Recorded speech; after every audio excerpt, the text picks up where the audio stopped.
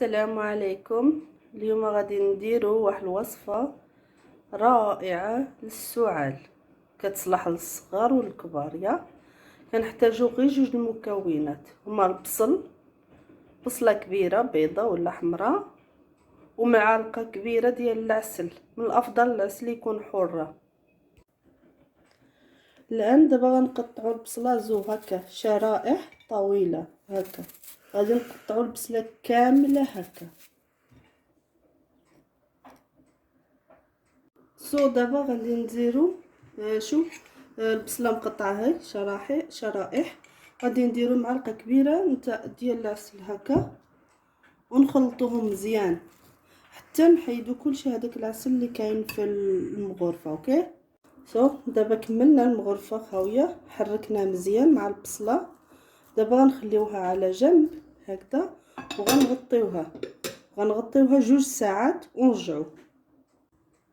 اخواتي، من بعد 2 سوايع على هذاك الدواء اللي درنا ديال السعال. ها شوف العصير ديال البصله فيها الزاز والعسل.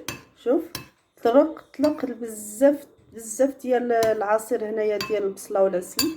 شتي غير كديروا عليها. شوف خصكم تستهلكوه قبل ما يجي الليل.